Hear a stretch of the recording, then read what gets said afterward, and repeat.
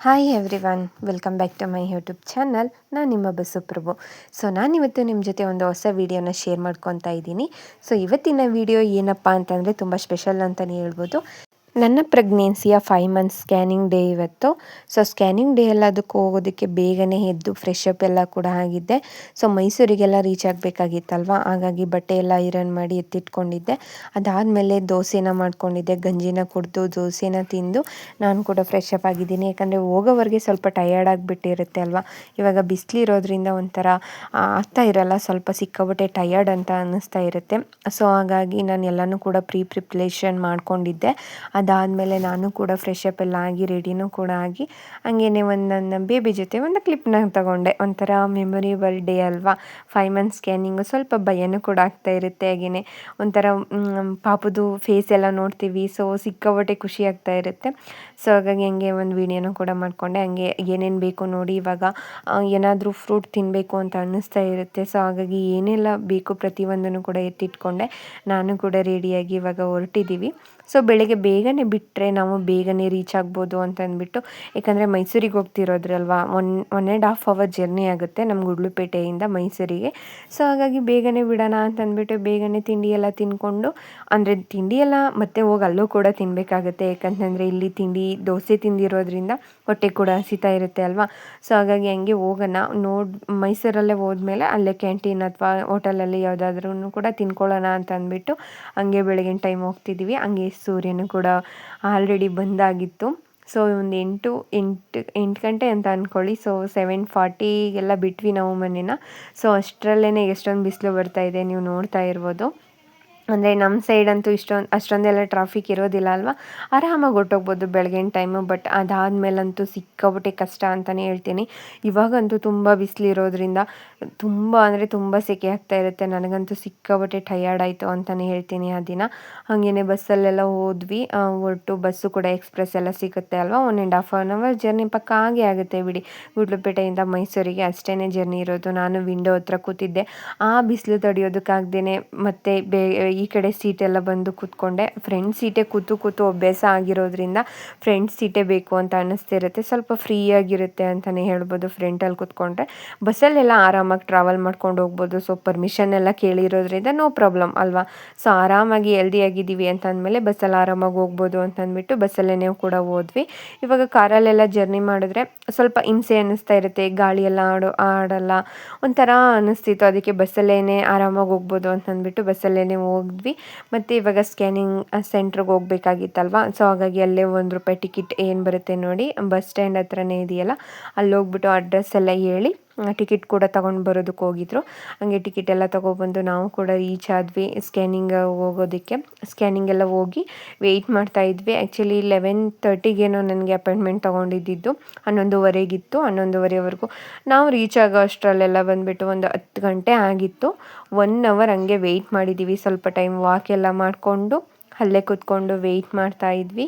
ಒಂಥರ ಡಿಫ್ರೆಂಟಾಗಿತ್ತು ವೈಬು ಅಂತಲೇ ಹೇಳ್ತೀನಿ. ಹಾಗಾಗಿ ಫಸ್ಟ್ ಟೈಮ್ ಒಂದು ಸತಿ ಹೋಗಿ ಸ್ಕ್ಯಾನಿಂಗ್ ಮಾಡಿಸ್ಕೊಬಂದೆ. ಬಟ್ ಫೇಸು ಇನ್ನೂ ಕರೆಕ್ಟಾಗಿ ಪೊಸಿಷನ್ ಸಿಕ್ಕಿರಲಿಲ್ಲ ಅಂತ ಅಂದ್ಬಿಟ್ಟು ಏನಾದರೂ ಸ್ವೀಟ್ ತಿನ್ಕೊಬನ್ನಿ ಅಂತ ಆಚೆಗಡೆ ಕಳಿಸಿದ್ರು. ಹಂಗೆ ಒಂದು ಚಾಕ್ಲೇಟ್ ಎಲ್ಲ ತಿಂದಿದ್ದೆ. ಅದೇ ಒಂದು ಮೆಮೊರಿ ಇರಲಿ ಹಂಗೇನೆ ಅಂತಂದ್ಬಿಟ್ಟು ಅದನ್ನು ಕೂಡ ಒಂದು ಕ್ಲಿಪ್ಪಿಂಗ್ನ ತೊಗೊಂಡಿದ್ದೆ. ಒಂಥರ ಖುಷಿ ಆಗ್ತಿತ್ತು. ಯಾಕಂತಂದರೆ ಕೆಲವೊಂದು ಸತಿ ಟಿ ವಿಲಿ ಸೀರಿಯಲ್ಸಲ್ಲಿ ಅಲ್ಲೆಲ್ಲ ನೋಡಿದ್ದು ಉಂಟು. ಏನಾದ್ರು ಪೊಸಿಷನ್ ಕಾಣಿಸ್ತಾ ಇಲ್ಲ ಪಾಪುದು ಅಂತಂದರೆ ಸ್ವೀಟ್ ಏನಾದ್ರು ತಿನ್ಕೊಬರೋದು, ಆ ಥರ ಎಲ್ಲ ಕೇಳಿದ್ದುಂಟು. ಬಟ್ ಇದು ರಿಯಲ್ ಅಂತ ಅನಿಸಿರಲಿಲ್ಲ. ಒಂಥರ ಡಿಫ್ರೆಂಟಾಗಿ ಖುಷಿ ಆಯಿತು. ಸ್ಕ್ಯಾನಿಂಗ್ ಎಲ್ಲ ಮುಗಿಸ್ಕೊಂಡು ಇವಾಗ ಮತ್ತೆ ಹೊರಟಿದ್ದೀವಿ. I am blessed my husband ಅಂತಲೇ ಹೇಳ್ಬೋದು. ಒಂಥರ ಖುಷಿ ಅವ್ರು ನನ್ನ ಜೊತೆ ಯಾವಾಗಲೂ ಇರೋದು. ನನ್ನನ್ನು ಕ್ಯಾರಿ ಮಾಡ್ತಾರಲ್ಲ, ಅದನ್ನು ನೋಡಿದ್ರೆ ಸಿಕ್ಕಾಬಿಟ್ಟೆ ಖುಷಿ ಆಗುತ್ತೆ. 1% ಕೂಡ ಈಗೋ ಇಲ್ಲದೇ, ಯಾಕಂದರೆ ನಾನು ಹ್ಯಾಂಡ್ ಬ್ಯಾಗ್ ತೊಗೊಂಡು ಹೋಗ್ತಿದ್ರು, ನನಗೇನು ಕಷ್ಟ ಆಗಬಾರ್ದು ಅಂತ. ಇವಾಗ ವಾಪಸ್ ಮನೆಗೆ ಹೊರಟಿದ್ದೀವಿ. ಏನಾಯಿತು ಅಂತ ಮನೆಗೆ ಹೋದ್ಮೇಲೆ ನಿಮ್ಮ ಜೊತೆ ಶೇರ್ ಮಾಡ್ಕೊತೀನಿ, ಓಕೆನಾ. Welcome back to my YouTube channel. ನಾನು ನಿಮ್ಮ ಬಸವಪ್ರಭು.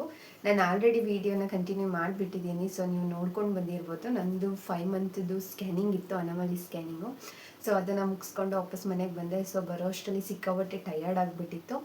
ಹಾಗಾಗಿ ಬಂದಮೇಲೆ ಯಾವುದೇ ರೀತಿ ವೀಡಿಯೋಸ್ ಏನು ಮಾಡ್ಕೊಳ್ಳಲಿಲ್ಲ. ಅಂತಂದರೆ ನಾನು ಮನೆಗೆ ಬಂದುಬಿಟ್ಟು ಹೆಂಗಿತ್ತು ಎಕ್ಸ್ಪೀರಿಯೆನ್ಸು ಅದನ್ನು ಶೇರ್ ಮಾಡ್ಕೋಬೇಕು ಅಂತ ಅಂದ್ಕೊಂಡಿದ್ದೆ.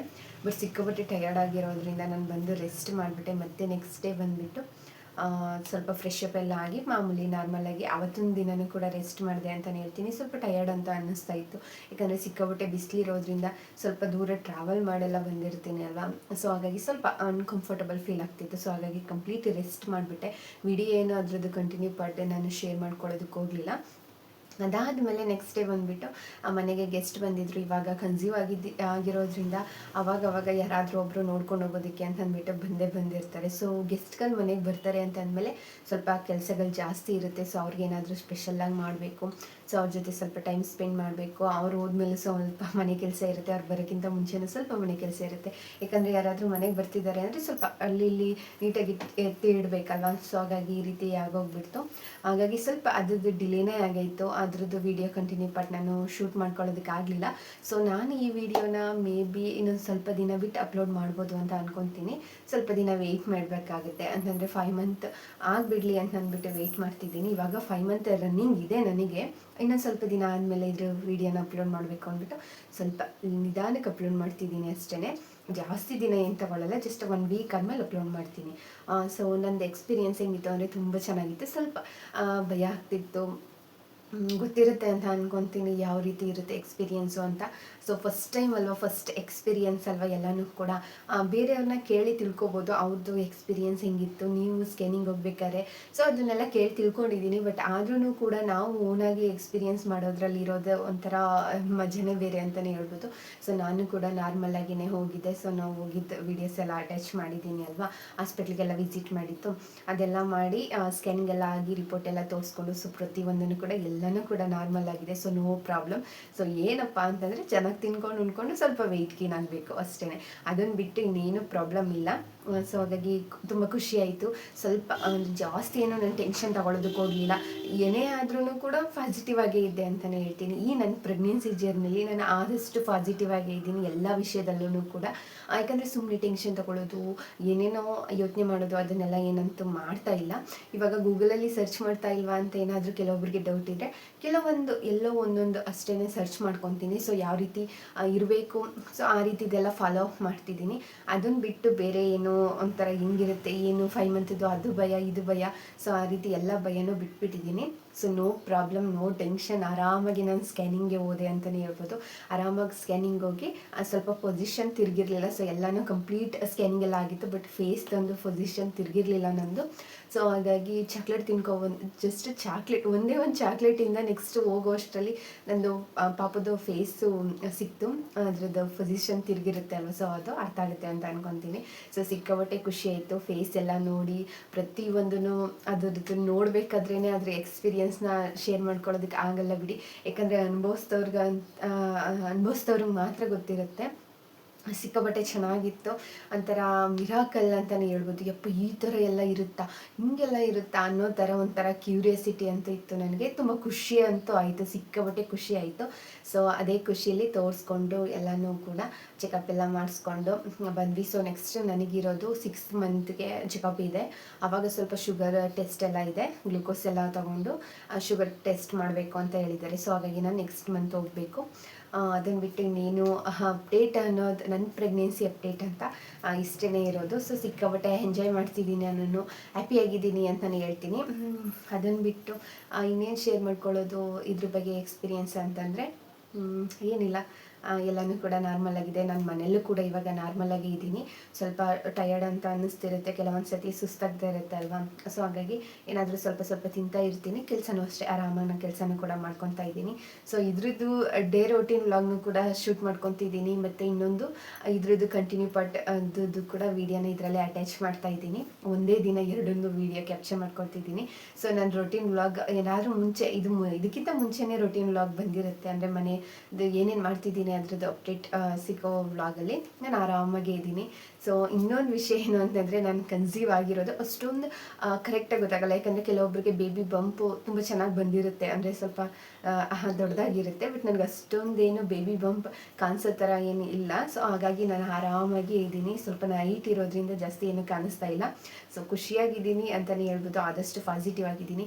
ನೀವು ಯಾರೆಲ್ಲ 5 ಮಂತ್ ಪ್ರೆಗ್ನೆನ್ಸಿ ಜರ್ನಿಲಿದ್ದೀರಾ, ಸೊ ಎಲ್ಲರಿಗೂ ಕೂಡ ಕಂಗ್ರ್ಯಾಚುಲೇಷನ್ಸ್ ಹೇಳ್ತಾ ಆಲ್ ದಿ ಬೆಸ್ಟ್. ಆದಷ್ಟು ಖುಷಿಯಾಗಿರಿ, ಯಾವಾಗಲೂ ಕೂಡ ಪಾಸಿಟಿವ್ ಆಗಿರಿ ಅಂತಲೇ ಹೇಳ್ತೀನಿ. ಬರೀ ಪ್ರೆಗ್ನೆನ್ಸಿ ಆಗಿರೋರಿಗೆ ಪಾಸಿಟಿವ್ ಆಗಿರಬೇಕಾ ಆ ಥರ ಏನಿಲ್ಲ, ಎಲ್ಲರೂ ಕೂಡ ಪಾಸಿಟಿವ್ ಆಗಿರಿ, ಆರಾಮಾಗಿ ಉಣ್ಕೊಂಡು ಚೆನ್ನಾಗಿರಿ ಅಂತಲೇ ಹೇಳ್ತಾ ಸೊ ಈ ವಿಡಿಯೋನ ನಾನು ಇಲ್ಲಿಗೆ ಎಂಡ್ ಮಾಡ್ತಿದ್ದೀನಿ. ನಾನು 5 ಮಂತ್ ಸ್ಕ್ಯಾನಿಂಗ್ ಎಕ್ಸ್ಪೀರಿಯೆನ್ಸ್ನ ನಾನು ನಿಮ್ಮ ಜೊತೆ ಶೇರ್ ಮಾಡ್ಕೊಂಡೆ. ತುಂಬ ಚೆನ್ನಾಗಿತ್ತು. ಆರಾಮಾಗಿ ನೀವು ಕೂಡ ಯಾರು ಇದ್ದೀರಾ 5 ಮಂತ್ ಸ್ಕ್ಯಾನಿಂಗ್ ಹೋಗಬೇಕು ಅಂತ ಏನಾದರೂ ಟೆನ್ಷನ್ ತಗೊಂಡಿದ್ರೆ ಯಾರು ಕೂಡ ಏನು ಟೆನ್ಷನ್ ತಗೊಳ್ಳೋದಕ್ಕೆ ಹೋಗ್ಬಿಡಿ, ಆರಾಮಾಗಿ ಹೋಗಿದ್ದು ಬನ್ನಿ ಅಂತಲೇ ಹೇಳ್ತೀನಿ. ತುಂಬ ನಾವು ಎಷ್ಟು ಪಾಸಿಟಿವ್ ಆಗಿ ಹೋಗ್ತೀವಿ ಅಷ್ಟೇ ಪಾಸಿಟಿವ್ ಆಗಿ ನಾವು ಹೊರಗಡೆ ಬರ್ತೀವಿ ಸ್ಕ್ಯಾನಿಂಗ್ ರೂಮಿಂದ. ತುಂಬ ಟೆನ್ಷನ್ ಎಲ್ಲ ತಗೊಂಡು ಹೋಗೋದಕ್ಕಿಂತ ಆರಾಮಾಗಿ ಹೋಗಿ ತುಂಬ ಚೆನ್ನಾಗಿ ಎಕ್ಸ್ಪೀರಿಯೆನ್ಸ್ನ ಮಾಡಿ ಅಂತಲೇ ಹೇಳ್ತೀನಿ. ಒಂದೊಂದು ಮೂಮೆಂಟ್ನು ಕೂಡ ಖುಷಿ ಪಡಿ, ಯಾಕಂದರೆ ಇದು ಮತ್ತೆ ಸಿಗೋದಿಲ್ಲ ಅಲ್ವಾ. ಸೊ ಹಾಗಾಗಿ ಈ ವಿಡಿಯೋನ ನಾನು ಇಲ್ಲಿಗೆ ಎಂಡ್ ಮಾಡ್ತಿದ್ದೀನಿ. ಐ ಹೋಪ್ ಈ ವಿಡಿಯೋ ನಿಮಗೆ ಇಷ್ಟ ಆಯಿತು ಅಂತ ಅಂದ್ಕೊಂಡು ಸೊ ಸಿಗ್ತೀನಿ ನೆಕ್ಸ್ಟ್ ವಿಡಿಯೋದಲ್ಲಿ. Take care, bye bye. Thanks for watching my video.